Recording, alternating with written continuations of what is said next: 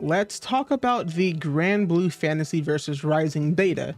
Should you get it on launch, or maybe wait a little bit? Let's find out.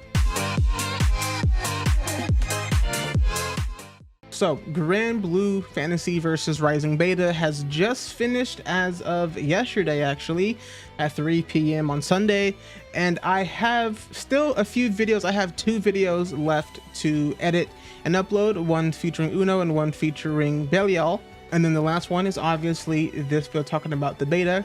And I have a few things to talk about, starting with my history with Granblue and fighting it as a whole. So you can probably wonder, why should I listen to this dude on YouTube? I played Granblue when it first came out. Me and a bunch of other people in my scene, we all got together and we played Granblue a lot, quite a lot actually.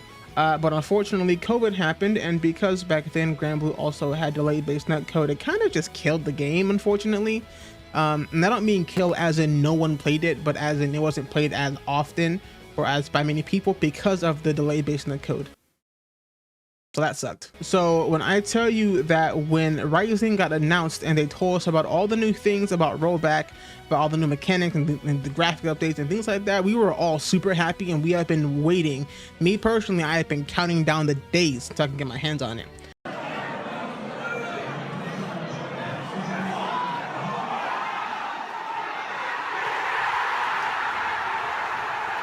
And I'm finally glad that they did this beta, so now we can talk about it and, you know, see how their final product might or might not be.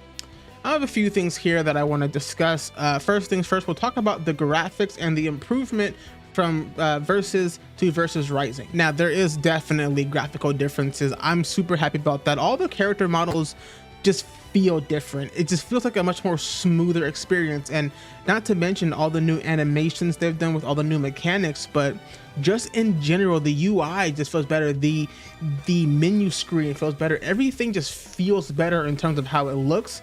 And not to mention, when you're actually moving your character around, the rollback feels great. So, you know, I'm not playing these characters and feeling like I'm getting stuck or I can't move that well. The only other time I feel like that is if I'm not used to playing the speed of that character. Prime example, I play a lot of fast characters. I play UL and Belial, and sometimes Narmaya, okay? These characters are fast. And then when I played Uno, it wasn't that fun because, oh no, it was fun. I mean, he's insane. But I wasn't able to adjust to his move speed, you know, off rip like that. But overall, he even still felt good once I got my bearings on his speed. Overall, I would say that just the graphical changes alone are absolutely amazing in my opinion, and I'm super glad to say that it's a very nice visual experience from what it used to be when playing. There wasn't all these crazy animations with Raging Strike. There wasn't the crazy animations with the clashes. You know, it was very standard graphical update or graphical stuff on the very first version of Granblue, and I'm just glad to see that they have decided to improve upon literally everything. Speaking of improvement on everything, let's talk about the sound within Rising versus the original base game. Now, I don't know if many people can attest to this as I have, but the sounds in Rising are immensely more deeper. Maybe that's a headphone setting of mine, or maybe people feel like this too, but it definitely feels like the overall sound experience along with the visual experience, it just immerses me. The music in the background is not overpowering. It feels like it's just the right level to get you immersed in whatever stage you're playing and who you're playing against. I know, for example, when I play against Belial, his music in my ear, bro, I'm sitting there, I'm fucking grooving, bro. It's so fun. And it just feels satisfying. A prime example is when I hit a clash with someone, bro, that bass hits my hand and I fucking... Now, all of this graphics and feel and sounds also ties into the character models and the stages. Look, I've said it before a very long time ago to my friends, I love how the stages transition in Granblue.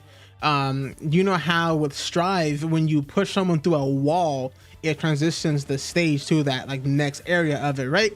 In Granblue, if you or opponent have one like round together, it'll transition to another part of the stage. And I just love how it works. They all feel very unique. It feels very different. It's also very smooth. I don't feel like I'm, you know, getting jarred going to a different part of a stage, it just feels natural. Now there is one stage. I don't know what the name of the stage is, I'll be honest with you, but it's the forest and the lady on the tree, bro. Oh my god. My fault. Anyway, next, let's talk about the new mechanics that we have in Granblue. They obviously have added a lot more new mechanics. The throw system is honestly quite different. We also have the raging system, we have the brave counter, and we have the new ultimate skill system. I have some mixed opinions. I think I have mostly good things to say about it, but I 100% understand where people's frustration is coming from in terms of how the raging system works in particular. I know Raging Strike, people fucking hate Raging Strike, but that is a it's what you do if you have 50 meter at the top. You can do Raging Strike and you can just it's fucking guard crush, dude. Like if you have enough even more meter, you can do the guard crush and then if you hit the same thing, it'll combo into itself. People have been using it to open people up. Some use it as combo extenders because you can do it in the middle of a combo and it'll extend it and things like that. Now there is one thing I am confused about with the throw system. I haven't been able to figure it out because obviously, and this I'll talk about later on in more detail, but you can't sit in training mode in this beta. I mean, you could, but you'd be in queue the whole time. So if you want to lab something out, you lab it until you find a game, and you go back, lab it more until you find a game. You're not able to pause the queue unless you open up the menu. So that sucked. I'll talk about that more in detail in a little bit. But the throw system, there seems to be different types of throws. Now, I don't mean your standard forward throw and your back throw. There's literally a throw that's untechable, and I don't know what triggered that. So if you know what triggered that, please tell me in the comments so I can review my footage and look at that. But you definitely, there's a throw you did that you just couldn't tech. Speaking of teching, there is, for most of the regular throws, there is a massive tech window, and you'll have it because they'll grab you and they'll just hold on to you in the little circles there, and it closes in. It's so long. It's such a long tech window. Most people, I think, in this beta in particular, just weren't used to it. So you would just get these throws for free. No one would do anything, me included. But I don't know. That tech window is massive. And when people, get the game on release and start playing it a lot more, I feel like they are going to you're not going to throw anybody, bro. Like, you're going to have to guard crush, you're going to have to something, because that tech window is massive. I think they need to cut that short a little bit. I'm not going to cap. There's way too much time to be like, oh, I'm getting thrown, JK. And it just kind of knocks them onto the ground. Like, when they get up, it's like, I don't know. The throws, I'm not a big fan of it.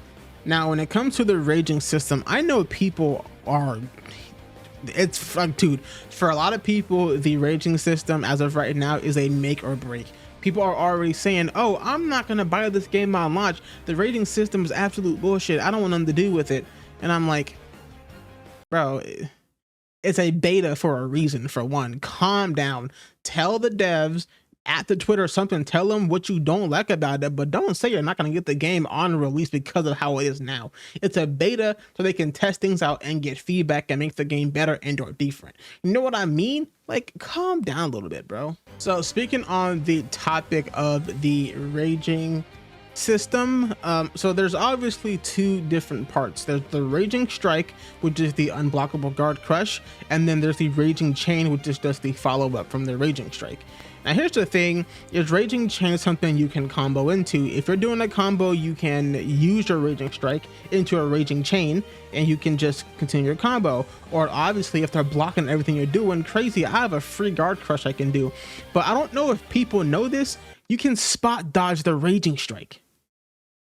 You can spot dodge the Raging Strike. If they miss the Raging Strike, they cannot hit Raging Chain. You can spot dodge it. Now, is the time going to be hard to get to when, figuring out the animations of every other character? Sure. But there is counterplay to everything. It's not just like, oh, the Raging Strike is absolutely busted, so I can't do anything. That's not, there's something you can do about it. You can spot dodge it and go from there. Now, obviously, that's easier said than done, of course, especially in a 3-5 day beta if you got pre-access. But it's like there's counterplay to what's happening. Now, in my opinion, what my biggest problem is would be the Brave counter. Now, Brave counter is essentially just a glorified parry. You know, you hold it by you hold guard and you do two other buttons. I think your medium and heavy buttons. You just do those and it pushes them away. You can do it on guard crush. There you go. There's another thing. You can brave counter on a guard crush. However, it does cost a bravery point, and you have 3 of those at the top of above the health bars. You and your opponent have 3. So if you get raging striked, you lose a brave point. If you use brave counter, you lose a brave point. So it's not like it's a unlimited resource that you can just spam. I don't remember if they reset at each round. I think they do. I'm pretty sure that they reset on each round. So if you use all 3 in a round, you don't lose them. I'm gonna have to double check on that. I will edit and tell you if that's true or not. But you definitely have you know, your opportunities to counter these things. It's not just, oh, I got hit by it, I lost the game. It's not like that. And Brave counter is probably the one that I'm like, damn, that's crazy. It's so good. But I am glad that it's limited to 3, because if that shit was unlimited, you're not touching anybody, period. And that is insane to me. Now, there are 2 other things that have come with Granblue Versus Rising, and that's obviously the ultimate skills and the dash attacks. Now, the dash attacks I actually quite like. That's just gives you another approach option to do. You know, when you're walking up to people and you're just kind of playing your game, you can run up and dash attack. It's cool now. It's not something that is super like overpowered. It's not underpowered. I think it's just fine right now. I feel like people also haven't used them quite enough just yet, because again, 3 to 5 day beta. People don't have time in that time span, especially in 5-hour blocks, to just lag everything out, unless you're insane somehow. But there's that. And then the ultimate skills is just super enhanced versions of your regular skills. They often add an extra hit somewhere in there. You know, some hit lower, some have an extra, you know, ending hit or something. As of right now, ultimate skills feel kind of underwhelming. I'll be honest. I feel like there's really no incentive as of right now for me to use them as much. I just rather save that, you know, meter and all that, or save the cooldown. But I mean, they're gonna have to do something with it to make it more like, okay, I need to use the ultimate skill here. As of right now, I'm pretty sure most people have been playing the game without using ultimate skills, at least in this beta. So that's kind of, you know, that's kind of covering all of the new mechanics in Rising that I have. I just think as of right now, we haven't even touched the tip of the iceberg. We haven't even touched the iceberg, matter of fact. Like, there's gonna be so much that people will do with this, and I just can't wait to see what people figure out. And I'm gonna try myself with UL and Belial. Those are my 2 characters. More Belial now than UL, and you'll see why in the video that I'm gonna make regarding him and playing him in the beta. But I think all of this just leads into my predictions of Granblue. As of right now, people are just upset about raging system, and it's very warranted. If you don't know how to deal with it, if it's super fast, people are doing it in a very unfun way, then yeah, I understand how you're like, okay, this is terrible. I don't even want to touch the game on launch because this is pissing me off so much. I get it. You know, I'm not mad at it at all. I just feel like we have to give it more time and things like that before we can just say, oh, I played 2 hours of a 5-hour block of a beta and raging strike was making me not want to play it on release. Or if you did play for every, you know, session in each day, I still don't think it's enough time to genuinely say, I don't want this game on launch. Now, it's different if you hopped on the game and you didn't like anything about it. You didn't like the sound, the graphics, how it feels, none of that, then that's fine. But if it's just one system mechanic, let's wait until the full launch to, you know, see what happens, how they change it, how they adjust it. Just keep your eyes open. It's not wrong to think, okay, I'm not looking forward to it as much as I was. That's fine. But I I feel like people should wait a little bit before saying, I'm not getting it on launch, raging system's bullshit, goodbye. Like, calm. Let's see how they adjust it, okay? I think Granblue is going to do very well. If COVID didn't happen, it would have been doing well regardless. And I think if COVID didn't happen, then they probably would have updated it regardless. At some point, the community would have been like, okay, we need rollback. Can we get that now? And ArcSys knows this, so they were going to do it anyway. But I think they just took the time, like, okay, well, no one's really on it right now. Let's take the time to just, you know, revamp the whole game. Now I still don't know. I haven't checked any news for it. I don't know if it's going to be full price or it's going to be like just a little upgrade. I don't know. We'll see what happens. But I think it'll do just fine. The competitive scene is going to grow massively. We're going to get new people coming into that. The content side, I think, is going to get a lot better than what it has been. I know, me personally, Granblue will be my main fighting game that I make content on. It's not going to be the only fighting game because Guilty Gear exists, Street Fighter exists, Tekken exists. So I will be making content on those, but I think Granblue will still be my favorite one to make content on, in particular, because I absolutely love Granblue. Not even just in the fighting space, just as a franchise as a whole, I love Granblue. And that's easy for me. Here's my personal thoughts and opinions, more than what you've heard. I personally really love this beta. I just had fun playing Granblue again. And what I like is, even though there are new mechanics and things like that, it didn't feel like a whole different genre of Granblue. It felt like Granblue, just with extra stuff. And I personally like that. I don't like, you know, some games feel super bare bones, and I'm not going to play it if that's the case. There's going to be so much room for expression in Granblue Rising, and I'm just excited to see what people can do with it. And I'm gonna try to cook up my own stuff when it comes to Belial and UL. So, you know, we will see what happens. My only gripe is that I couldn't sit in training mode like I wanted to. You know, I would try to lab stuff out, figure something out, and then I would get a match. So I'm like, okay, well, I can't do that. I go back training mode. Sometimes I would get an instant pop of Q again. You know, some other times take a little bit of time, but overall, even then, fighting games felt good too. I don't really have much complaints. It's just, I think if anything, some characters do feel absolutely busted off rip. Siegfried is ignorant, bro. He does not give a fuck what anyone does. Bro's like, damn, that's crazy. It's still my turn. You're not hitting me. But that's the only character I was like, damn, I hate this shit. Siegfried makes me mad because he's ignorant. But I play Belial, so I'm also ignorant. It is what it is. But I personally love this game. And to answer the question, should you get Granblue Fantasy Versus Rising on launch or wait? I have two answers for that. One, if you're like me and you really love Granblue, especially even since launch, maybe even before, just Granblue as a whole, and you really love fighting games, and you're willing to let the game develop over time, you're willing to let the devs do what they got to do, then yeah, buy it on launch.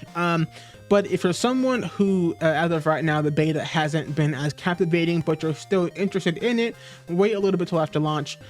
See what happens, see how you know, things develop maybe in the first month or two, because we know patches happen a lot in the first month or two, again, that people discover bugs and breaking things and all that stuff. So if you're very conscious but you still want to see what's going on with it, then feel free to wait a little bit. And even then, be sure to check back on this channel, as we'll be covering a lot more than just gameplay and rank stuff. We'll be talking about patch notes, things that are happening within Granblue, the competitive scene, the esports side, and I'll be doing a lot of different content myself regarding Granblue, not just within you know, the online ranked side. I have some plans with that with another buddy of mine, Zetaslow.